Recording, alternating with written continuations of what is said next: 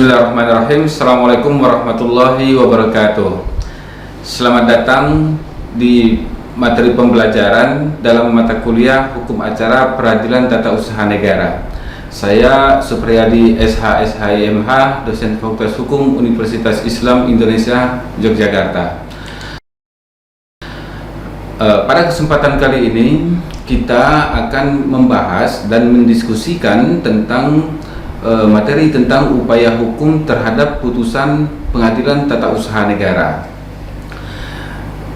Ada beberapa upaya hukum yang dapat ditempuh ketika putusan Tata Usaha Negara sudah diucap oleh Pengadilan Tata Usaha Negara sebagaimana yang terlihat, yaitu ada perlawanan, kemudian banding, kasasi, dan peninjauan kembali. Empat hal ini yang akan kita bahas sebagai bagian dari upaya hukum terhadap putusan atau penetapan Pengadilan Tata Usaha Negara. Nah, saudara-saudara sekalian, putusan hakim adalah suatu pernyataan yang oleh hakim sebagai pejabat yang diberi wewenang untuk itu diucapkan di persidangan untuk mengakhiri atau menyelesaikan suatu perkara atau sengketa para pihak. Kalimat mengakhiri atau menyelesaikan suatu perkara atau sengketa para pihak sengaja digarisbawahi karena ada putusan atau penetapan di Pengadilan Tata Usaha Negara yang sifatnya bukan untuk mengakhiri atau menyelesaikan suatu sengketa. Nah, oleh karena itu pembahasan kita kali ini adalah berkaitan dengan kondisi suatu perkara sudah diputus, yang putusan pengadilan itu bertujuan untuk mengakhiri atau menyelesaikan suatu sengketa. Nah, upaya hukum sebagaimana materi kita, pembahasan kita pada kali ini adalah suatu usaha untuk mengoreksi atau memperbaiki putusan pengadilan yang sudah diucapkan oleh hakim seperti yang tadi sudah disampaikan. Sehingga jika tidak ada putusan pengadilan maka tidak ada upaya hukum. Putusan hukum tersebut dikoreksi karena dinilai salah atau keliru. Itu yang menjadi tujuan dari pengajuan upaya hukum dalam konteks pembahasan kita kali ini, yakni ketika putusan Pengadilan Tata Usaha Negara sudah diterbitkan. Saudara-saudara sekalian, sebagaimana konsep umum atau pembagian secara umum yang kita ketahui bahwa upaya hukum setelah adanya putusan pengadilan itu dibagi menjadi dua. Ada upaya hukum biasa, ada upaya hukum luar biasa. Konsep ini sebetulnya berlaku di semua lembaga peradilan. Ada upaya hukumnya.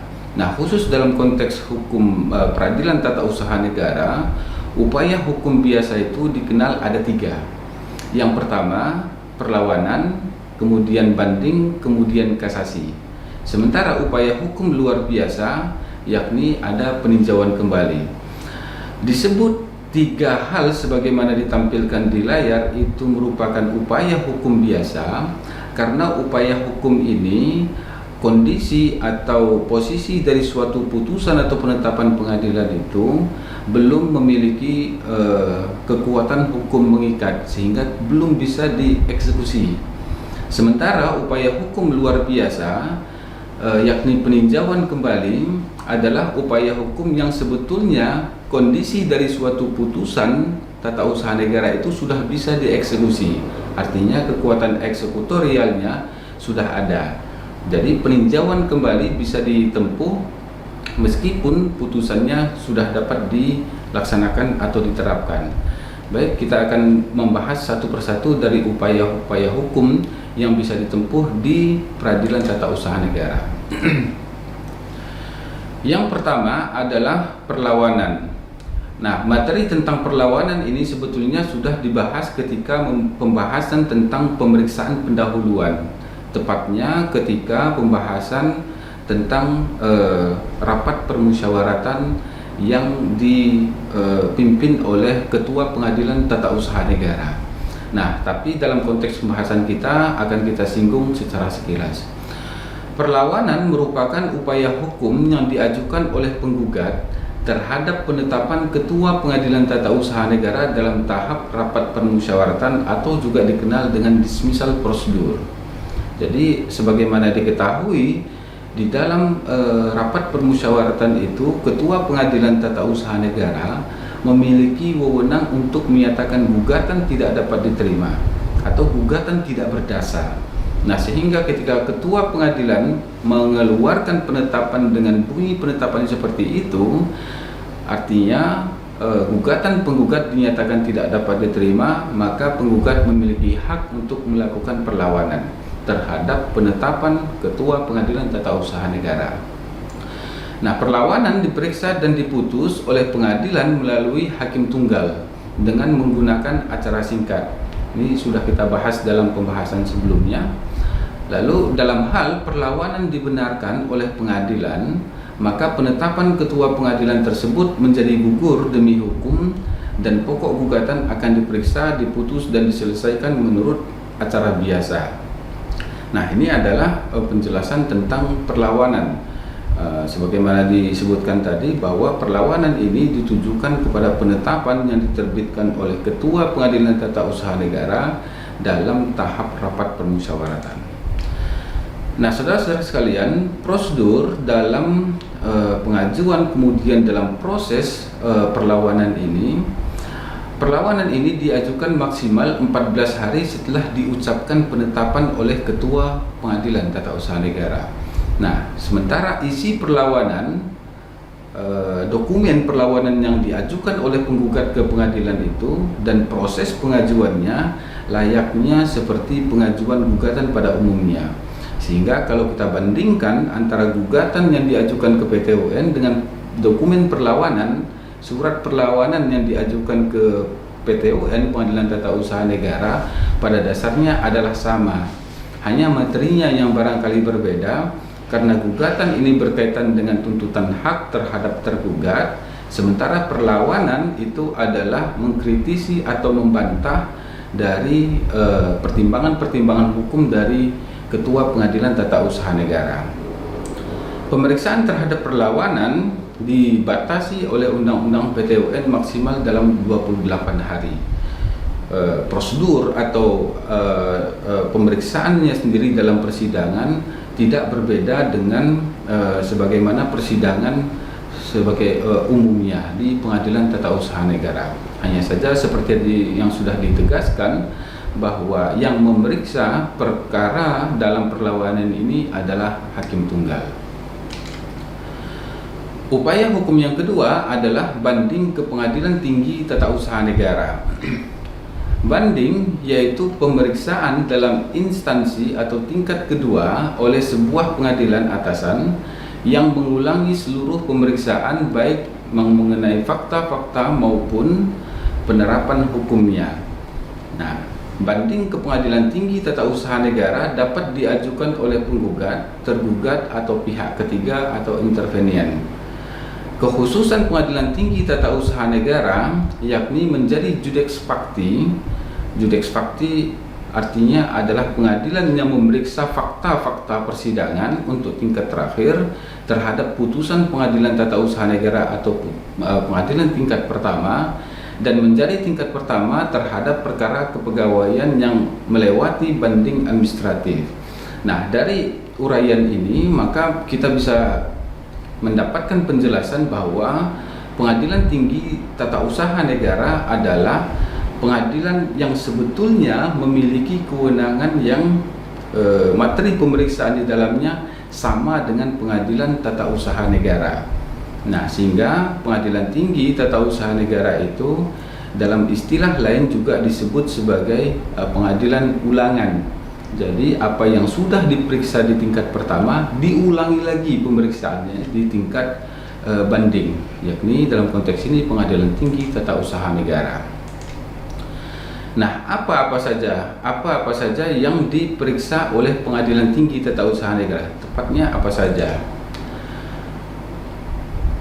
Kita mengutip penjelasan dari Indro Harto, yakni pemeriksaan di tingkat banding bersifat devolutif.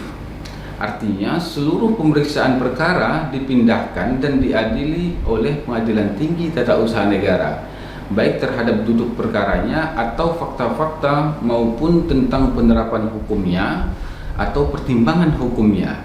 Jadi ini adalah penegasan atau penjelasan dalam bahasa lain seperti tadi sudah disampaikan bahwa pengadilan tinggi tata usaha negara ini adalah pengadilan ulangan yang mengulangi proses atau segala proses yang sudah dilakukan di pengadilan tingkat pertama, yaitu di pengadilan tata usaha negara. Nah, karena yang diperiksa itu adalah layaknya di pengadilan tingkat pertama, maka kalau banding itu dilakukan oleh salah satu pihak, maka berkas-berkas perkara yang ada di pengadilan tata usaha negara itu harus dikirimkan ke pengadilan tinggi tata usaha negara. Pengadilan tinggi tata usaha negara termasuk memori banding dan kontra memori banding, alat-alat bukti, salinan putusan pengadilan tata usaha negara, dan berita acara persidangan. Nah, jadi sekali lagi segala perihal pemeriksaan di tingkat pertama di pengadilan tata usaha negara itu akan kembali diperiksa di tingkat banding di pengadilan tinggi tata usaha negara.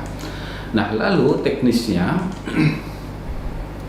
ada dua kemungkinan yang akan dilakukan oleh di pengadilan tinggi tata usaha negara. Setelah berkas-berkas dikirim, maka majelis hakim di pengadilan tinggi akan bersidang, akan memutuskan, bersidang dan kemudian memutuskan dengan kemungkinan salah satu dari dua proses. Yang pertama, bisa jadi majelis hakim di pengadilan tinggi tata usaha negara itu akan mengadakan sidang sendiri untuk pemeriksaan tambahan. Hal ini dalam hal adanya penilaian dari majelis hakim pengadilan tinggi TUN adanya kekurangan atau ketidaklengkapan pemeriksaan ketika di pengadilan tingkat pertama. Jadi adanya kekurangan atau ada yang belum diperiksa, misalnya alat buktinya dan seterusnya. Nah, kemudian bisa jadi juga pilihan kedua, majelis hakim pengadilan tinggi mengadakan sidang sendiri untuk pemeriksaan secara keseluruhan dan kemudian memutus dan mengadili sendiri. Nah, kemungkinan yang kedua ini terjadi ketika di pengadilan tingkat pertama di PT UN itu gugatan penggugat misalnya dinyatakan tidak dapat diterima karena pengadilan tata usaha negara tidak memiliki wewenang. Artinya bisa saja sudah diperiksa, akan tetapi hanya sampai eksepsi misalnya, sehingga perkara ini sebetulnya belum berjalan jauh, belum dilakukan pemeriksaan-pemeriksaan. Maka ketika itu diajukan ke pengadilan tinggi TUN, maka majelis hakim bisa jadi akan menggelar persidangan layaknya di pengadilan tingkat pertama. Atau kalau misalnya majelis hakim di pengadilan tinggi TUN itu juga memiliki wewenang untuk memerintahkan pengadilan tingkat pertama di PT UN itu untuk melakukan pemeriksaan tambahan atau kembali memeriksa perkara yang sudah mereka putuskan dan diajukan banding oleh salah satu pihak yang berperkara. Nah, jadi seperti itu konsep umum dalam pemeriksaan di pengadilan tinggi tata usaha negara. Bisa saja mengadakan sidang sendiri yang bersifat menambahi jikalau misalnya majelis hakim merasa ada yang kurang, atau menggelar persidangan sendiri dari awal sampai akhir, atau majelis hakim pengadilan tinggi TUN memerintahkan kepada PT UN Ausal untuk melakukan pemeriksaan-pemeriksaan tersebut. Nah, saudara sekalian, ini adalah prosedurnya, bahwa banding ke pengadilan tinggi TUN itu diajukan paling lambat 14 hari setelah putusan pengadilan diberitahukan kepadanya secara sah. Kalau dalam konteks sekarang agak lebih mudah, misalnya melalui ICOT. Dalam ICOT itu biasanya kalau misalnya sudah ada putusan di pengadilan tata usaha negara, maka kemudian petugas dari pengadilan ICOT itu akan mengumumkan secara langsung bahwa masa banding yang dibuka itu dari tanggal sekian sampai tanggal sekian. Nah, kemudian panitera mencatat permohonan pemeriksaan banding itu dalam daftar perkara. Artinya ketika sudah menyampaikan pernyataan banding. Kemudian membayar uang muka biaya perkara, panjar perkara istilah lainnya. Kemudian panitera memberitahukan adanya permohonan banding dan siapa pembandingnya kepada pihak terbanding. Selambatnya 30 hari setelah permohonan banding dicatat, panitera memberitahukan kepada para pihak mereka dapat melihat berkas perkara di kantor PT-UN dalam tenggang waktu 30 hari setelah mereka menerima pemberitahuan tersebut. Lalu berikutnya salinan putusan, berita acara, dan surat lain terkait harus dikirimkan ke Panitera Pengadilan Tinggi Tata Usaha Negara selambatnya 60 hari sesudah pernyataan permohonan pemeriksaan banding. Lalu para pihak dapat menyerahkan memori banding dan atau kontra memori banding serta surat keterangan dan bukti kepada Panitera Pengadilan Tinggi Tata Usaha Negara dengan perantaraan Panitera Pengadilan Tata Usaha Negara atau pengadilan tingkat pertama. Nah, saudara sekalian, nomor 7 ini penting untuk kita ketahui bahwa posisi dari memori banding atau kontra memori banding dalam konteks upaya hukum banding ke Pengadilan Tinggi Tata Usaha Negara sifatnya adalah boleh mengajukan, boleh tidak. Nah, ini sesuai dengan konsep banding itu sendiri. Tadi disebutkan bahwa banding ke Pengadilan Tinggi TUN itu adalah pemeriksaan ulangan, artinya sudah ada pernyataan-pernyataan atau sikap yang sudah disampaikan di pengadilan tingkat pertama, yang itu juga nanti akan diperiksa di tingkat banding. Jadi memori banding atau kontra memori banding dalam konteks ini sifatnya boleh mengajukan, boleh tidak. Nah, di ujung ada putusan Pengadilan Tinggi Tata Usaha Negara. Nah, putusan Pengadilan Tinggi TUN ini dapat berupa salah satu dari dua. Yang pertama, bisa jadi menguatkan putusan hakim atau tingkat pertama dengan cara memperbaiki putusan tingkat pertama, mengambil seluruh atau sebagian pertimbangannya. Atau yang kedua, membatalkan seluruh atau sebagian dari putusan di tingkat pertama di PT-UN. Nah, kalau yang kedua ini yang diambil oleh hakim di Pengadilan Tinggi TUN, maka majelis hakim di Pengadilan Tinggi TUN itu harus mengadili sendiri karena sudah membatalkan putusan di tingkat pertama, maka kemudian harus mengadili sendiri atas perkara yang sudah mereka periksa. Upaya hukum yang ketiga yaitu kasasi ke Mahkamah Agung. Permohonan kasasi ke Mahkamah Agung itu dapat diajukan dengan syarat yang pertama, pemohon telah mengajukan upaya hukum banding terhadap perkaranya kecuali ditentukan lain oleh undang-undang. Artinya upaya hukum banding tadi itu sudah selesai dan ternyata masih ada pihak yang tidak puas terhadap putusan Pengadilan Tinggi TUN, maka dia dapat mengajukan kasasi ke Mahkamah Agung. Kemudian yang kedua, permohonan kasasi hanya dapat diajukan satu kali sesuai dengan peraturan perundang-undangan, tepatnya sebagaimana ditentukan oleh peraturan Mahkamah Agung. Nah, hal lain yang perlu dicermati adalah sebagaimana diatur dalam pasal 45A Undang-Undang Nomor 5 Tahun 2004 tentang Mahkamah Agung.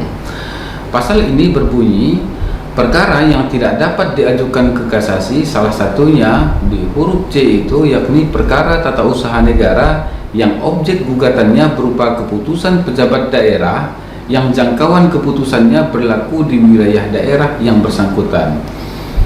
Nah, pasal 45A huruf C ini sekilas sudah dapat dipahami dari bunyi pasal yang bersangkutan itu, bahwa suatu keputusan tata usaha negara yang dipersoalkan atau yang digugat ke Pengadilan Tata Usaha Negara, jika keputusan yang dimaksud itu memiliki lingkup satu daerah, satu kabupaten misalnya, hanya terbatas pada satu kabupaten itu saja, maka berdasarkan pasal 45A ini itu tidak dapat diajukan kasasi ke Mahkamah Agung.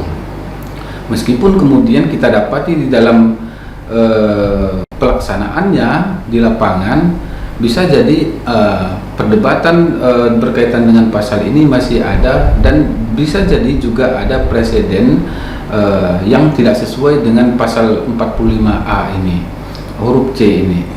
Jadi ada beberapa keputusan tata usaha negara yang digugat dan diputus di tingkat daerah, yang lingkupnya di daerah, tapi juga diajukan kasasi ke Mahkamah Agung. Tapi itu adalah realita di lapangan yang kemudian kita komparasikan dengan secara yuridis atau secara normatif berdasarkan pasal 45 Undang-Undang Nomor 5 Tahun 2004. Nah, saudara-saudara sekalian, ketika seseorang ingin mengajukan kasasi ke Pengadilan Tata Usaha Negara, maka ada alasan yang harus dilihat dan kemudian dijabarkan di dalam permohonan kasasinya. Ada batasan alasan untuk pemeriksaan tingkat kasasi yang secara umum kita sebut sebagai aspek penerapan hukum. Jadi sebagaimana konsep umumnya juga yang kita ketahui, hakim-hakim di Mahkamah Agung itu sering disebut juga sebagai judex juris. Judex juris itu artinya adalah hakim yang pemeriksaan terhadap perkaranya dititikberatkan kepada apakah hukum sudah diterapkan dalam menangani atau mengadili suatu perkara atau belum, di tingkat pertama dan di tingkat banding, di Pengadilan Tata Usaha Negara dan di Pengadilan Tinggi Tata Usaha Negara. Persisnya ada 3 sebagaimana yang ditampilkan. Yang pertama, terdapat kelalaian dalam hukum acara yang berlaku. Bisa jadi dalam penerapan atau dalam pemeriksaan di tingkat pertama atau di tingkat banding ada hukum acara yang dilewatkan atau ada hukum acara yang tidak diterapkan sebagaimana mestinya, maka itu dapat menjadi alasan mengajukan kasasi. Kemudian yang kedua, ada peraturan hukum yang tidak dilaksanakan atau ada kesalahan pada pelaksanaannya. Kemudian yang ketiga, tidak dilaksanakan proses peradilan menurut cara yang ditentukan undang-undang. Nah, ada 3 alasan ini yang harus diperhatikan. Titik beratnya nanti kemana? Jadi meskipun pengajuan kasasi itu alasannya adalah aspek penerapan hukum begitu, akan tetapi bisa jadi nanti efek dari kesalahan-kesalahan yang dinilai oleh pemohon kasasi itu bisa dijabarkan atau diuraikan lebih lanjut, yang bisa juga nanti akan berakibat kepada fakta-fakta hukum persidangan yang diambil di tingkat judex fakti yang tidak sesuai sebagaimana dinilai oleh pemohon kasasi. Berikutnya, menurut pasal 30 Undang-Undang Nomor 5 Tahun 2004 tentang Mahkamah Agung, Mahkamah Agung dapat membatalkan putusan atau penetapan pengadilan karena 3 alasan sebagai berikut. Yang pertama, tidak berwenang atau melampaui batas wewenang. Artinya kalau majelis hakim di majelis hakim di tingkat kasasi menilai bahwa adanya tidak ada wewenang atau hakim di judex fakti melampaui batas wewenangnya, maka bisa jadi akan dijadikan sebagai dasar bagi majelis hakim di kasasi untuk membatalkan putusan judex fakti tersebut. Yang kedua, salah menerapkan atau melanggar hukum yang berlaku. Kemudian yang ketiga, lalai memenuhi syarat-syarat yang diwajibkan oleh peraturan perundang-undangan yang mengancam kelalaian itu dengan batalnya putusan yang bersangkutan. Jadi di atas tadi sudah disebutkan mengenai alasan mengajukan kasasi, kemudian kemungkinan majelis hakim di kasasi itu akan membatalkan putusan pengadilan di judex fakti tingkat pertama atau tingkat banding dengan salah satu dari alasan-alasan dari sebagaimana dimaksud pasal 30 itu A, B, dan C. Lalu yang terakhir adalah upaya hukum peninjauan kembali. Sebagaimana dijelaskan di awal tadi, upaya hukum peninjauan kembali ini adalah upaya hukum yang masuk dalam kategori upaya hukum luar biasa. Artinya, apakah peninjauan kembali ini ditempuh atau tidak, putusan pengadilan yang sudah diterbitkan sebelumnya itu sudah memiliki kekuatan hukum mengikat dan memiliki dasar atau nilai eksekutorial. Nah, akan tetapi meskipun begitu, peninjauan kembali tetap diberikan kepada salah satu pihak atau para pihak yang merasa keberatan terhadap putusan di tingkat kasasi. Dasar hukum dari peninjauan kembali kalau dilihat dari Undang-Undang Pengadilan Tata Usaha Negara bisa ditemukan pada pasal 132. Nah, hanya saja dalam Undang-Undang PTUN ini, dasar hukum yang mengatur tentang peninjauan kembali ke Mahkamah Agung hanya diatur dalam pasal itu saja.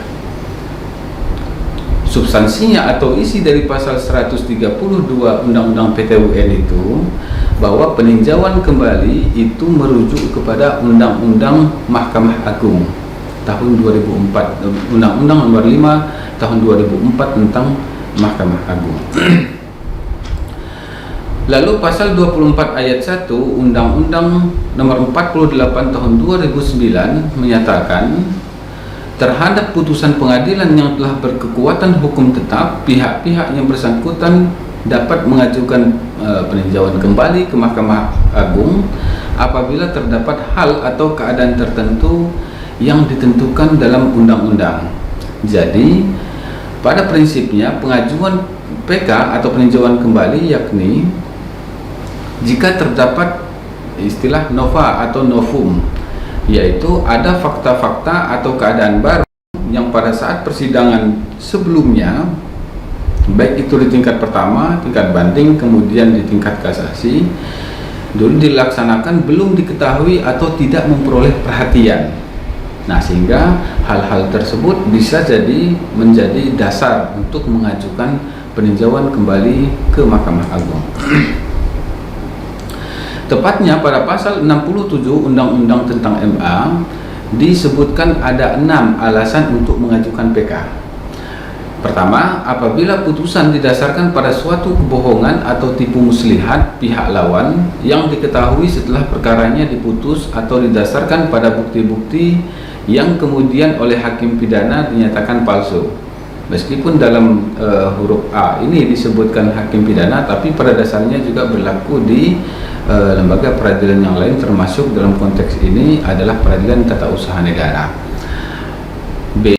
Apabila setelah perkara diputus ditemukan surat-surat bukti yang bersifat menentukan yang pada waktu perkara diperiksa tidak dapat ditemukan. Ini tadi antara lain bukti baru atau bukti-bukti yang memiliki peran yang sangat penting akan tetapi sebelumnya belum pernah diperiksa atau belum mendapat perhatian. Berikutnya, apabila telah dikabulkan suatu hal yang tidak dituntut atau lebih daripada yang dituntut, atau istilah lain sering kita sebut sebagai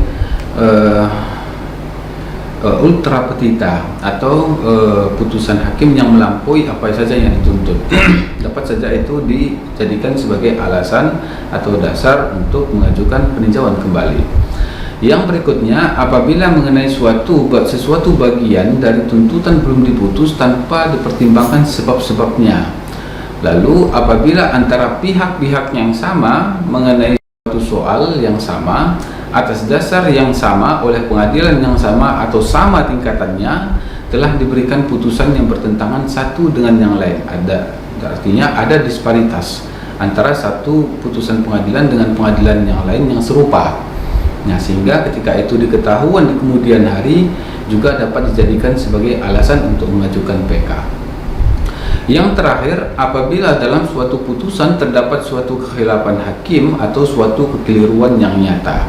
Nah, saudara-saudara sekalian, alasan-alasan ini perlu ditentukan atau perlu dijabarkan, diuraikan di dalam permohonan PK ketika salah satu atau ketika para pihak ingin mengajukan peninjauan kembali ke Mahkamah Agung.